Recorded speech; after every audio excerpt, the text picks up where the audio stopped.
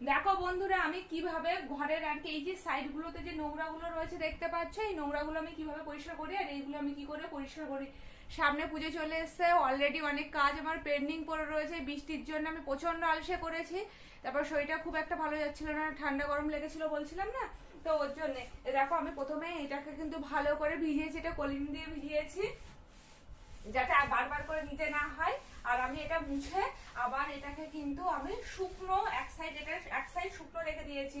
দেখতে পাচ্ছ কাপড়টার এক সাইডে আমি শুকনো রেখে দিয়েছি, কারণ এই ভেজা জিনিস তো কাঠের জন্য ভালো না, এগুলো প্লাইয়ের জন্য ভালো হবে না। তবে আমি সঙ্গে সঙ্গে এটা মুছে দেব। দেখো তাহলে কত পরিষ্কার হয়ে যাবে। আর এই কাজগুলো না কেমন কাজ বলতে, আলসে কাজ, এইভাবে কিন্তু ডিপ ক্লিন হয়ে যাবে। এগুলো আলসে কাজ। এই দেখো আমি সঙ্গে সঙ্গে এটাকে আবার আর কি মুছে দিচ্ছি। কলিংটা না পুরো জলের মতো হয়ে গেছে, কারণ অনেকটা পরিমাণে দিয়ে ফেলেছি।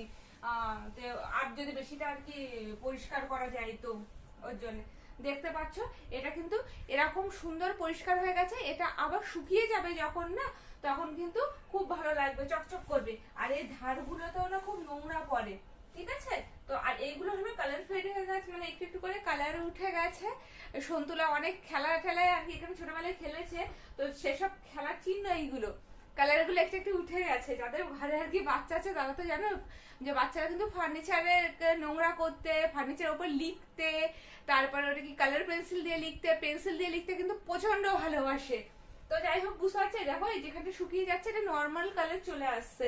তবে আমি এই এক সাইড কলিনে খুব ভালো করে ভিজিয়ে নিয়েছি, যাতে আমাকে বারবার কলিনটা ইউজ না করতে হয়। আর আরেক সাইড কিন্তু আমি সেম কাপড় আরেক সাইড দেখো শুকনো রেখেছি। আর এটা পুরোটাই কটনের একটা কাপড় নিয়েছি।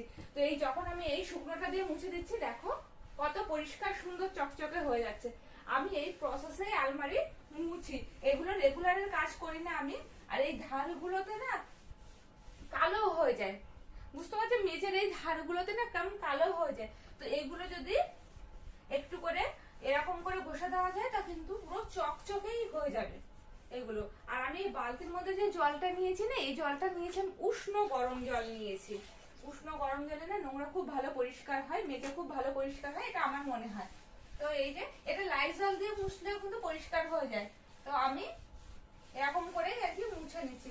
আলমারির এই জায়গাটা খুব নোংরা হয়েছিল বলে আমি এই জায়গাটা এইভাবে মুছলাম, এটা পরিষ্কার হয়ে গেছে। অন্য পার্ট গুলো আমি অন্যদিন মুছবো, একবার এতটা আমি করতে পারবো কিনা জানি না। বেশি জল টল ঘাটলে যদি আমার ঠান্ডাটা আবার লেগে যায়, আর একটু ঠান্ডা গরম লেগে গেছে, ওয়েদার এত চেঞ্জ হচ্ছে।